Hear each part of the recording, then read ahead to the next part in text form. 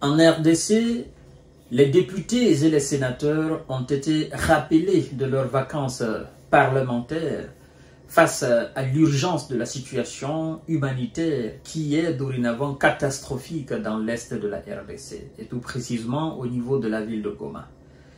Et donc, plus de 500 députés et une soixantaine de sénateurs.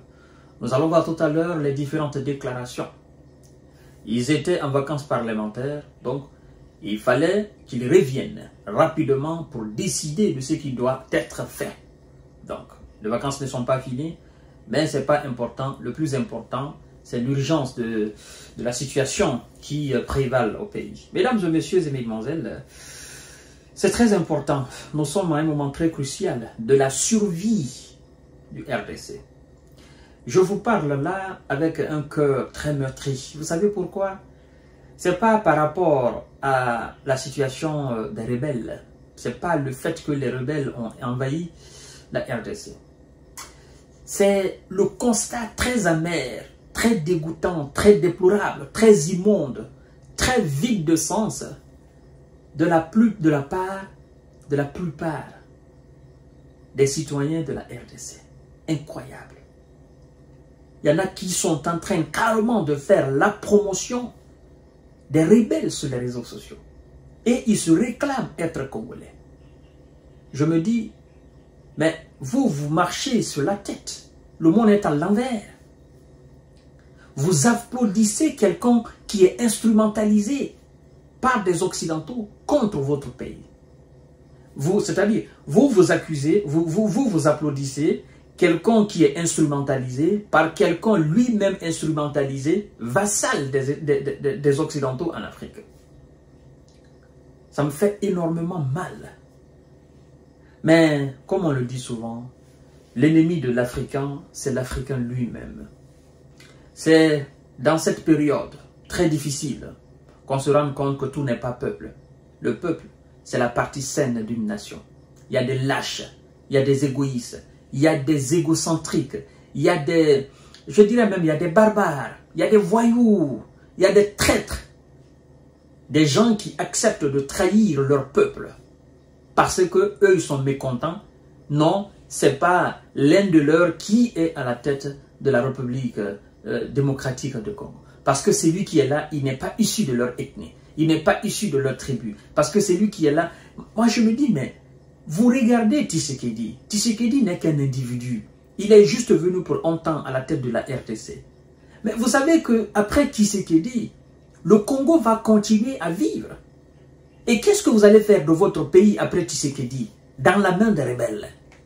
Qu'est-ce que vous aspirez? Quelle paix vous voulez? Quel développement? Quelles sont vos aspirations alors en supportant les agresseurs? C'est indescriptible, mesdames et messieurs et mesdemoiselles. Je suis dépassé à plus d'un titre par l'ignominie, n'est-ce pas, de ces gens-là, quoi. Sincèrement. Face à l'urgence de la situation dans l'est de la RDC, des combats qui continuent et une situation humanitaire catastrophique, les députés et sénateurs ont été rappelés de leurs vacances parlementaires, a indiqué le rapporteur du Parlement. Pour la première fois depuis l'offensive sur la ville de Goma, les élus sont appelés à s'exprimer sur la guerre dans l'est du pays. 500 députés et une soixantaine de sénateurs étaient conviés à des discussions séparées qui doivent durer jusqu'à tard dans la soirée aujourd'hui, 4 janvier 2025. Et 4 février 2025, tellement que je suis remonté à plus d'un titre contre ces gens, en réalité, qui ne savent même pas pourquoi ils sont congolais. Je me dis, bon, il y a des gens qui n'ont pas sincèrement le droit de vivre dans un pays. Sincèrement. Oui. Laissez-moi vous dire, pendant la Seconde Guerre mondiale, il y avait de l'adversité en France. Il y avait du dégoût entre les Français. Ils n'étaient pas d'accord. Mais, lorsque on a appelé au sursaut patriotique, tous les Français sont devenus un et indivisibles. Plus les alliés et ceux qui sont venus les aider, nos ancêtres qu'on a appelés les tirailleurs. Mais, il y a eu d'abord une harmonie, une entente, un sursaut d'orgueil de la part des Français qui ne voulaient pas de la domination allemande. Et aujourd'hui, vous êtes du côté, je parle de ceux qui soutiennent les rebelles, vous êtes du côté de ces rebelles contre votre propre État. Quelle haine vous anime tant? Quel dégoût vous anime tant? C'est votre pays que vous n'aimez pas ou bien c'est Tshisekedi que vous n'aimez pas? Et si vous n'aimez pas Tshisekedi, aimez au moins votre pays. Parce que vous confondez deux choses. Tshisekedi, c'est un individu qui est appelé à partir un jour.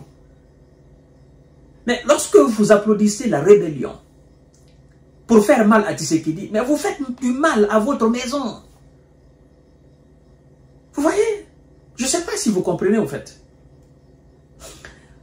À l'ordre du jour, examiner la situation sécuritaire et surtout discuter des différentes voies de sortie de crise diplomatique ou politique, alors que sur le terrain, la situation humanitaire est catastrophique, indique Michel Moto Mouhima, député de la circonscription de Malikel dans le nord Kivu. Voilà. Le plus important pour nous, en tant que représentants du peuple, c'était de mettre l'accent sur la question humanitaire. Il y a un drame humain incroyable. Nous sommes aujourd'hui à plus de 2 millions de déplacés internes dans cette province, de populations qui fuient cette guerre depuis 2 ans, 3 ans et il est temps pour mettre un terme à cette situation. Alors, pour Hubert Furuguta, élu du Goma, qui était présent lors de l'offensive du M23 et de l'armée rwandaise et qui a pu être exfiltré, et il faut tout faire pour amener la paix. Tout ce qui peut nous amener la paix est bienvenu. Nous sommes prêts à tout. Mais ce qui me fait très mal, écoutez bien, c'est que cet autre élu du peuple dit, et ça c'est très important, oui, sa narration, c'est-à-dire sa version des faits, en fait, le constat qu'il fait, ce qui lui fait très mal, ça c'est très important de le savoir. Écoutez bien ce qu'il dit. Il dit, je cite, « Tout ce qui peut nous amener la paix est bienvenu. Nous sommes prêts à tout. Mais ce qui me fait très mal, c'est le fait que le monde appuie l'ennemi à nous écraser. Puis le monde nous demande d'aller aux négociations. Ce qu'on va faire aujourd'hui, c'est pour sauver le peuple. » Bon, certains députés n'ont pas pu faire le déplacement du nord Kivu où les combats sont intenses. Alors, cette intervention de ce député Ugurubo, c'est très important à le savoir. Et c'est ce que nous cessons de dire ici. Ce n'est pas le moment de la diplomatie. Ce n'est pas le moment des négociations politiques. Là, je crois que les élus congolais doivent mettre un accent très particulier sur l'armement de l'armée. Et je me pose la question d'ailleurs de savoir, M. Tshisekedi et l'état-major congolais, ils ont passé commande de combien de missiles iranais, de combien de missiles russes, ils ont passé commande de combien de chars, ils ont passé commande de combien de drones iraniens, de combien de drones russes, ils ont passé commande de combien, hein? Voilà, de combien de ces machins-là pour montrer à monsieur Paul Kagame qu'il n'est pas le seul, il n'est pas le seul sur la piste de danse. Je me pose bien cette question-là, parce que on n'est plus là à parler. Nous dénonçons, c'est vrai, mais c'est à eux de décider de ce qui doit être fait. Et c'est ça le plus important d'ailleurs.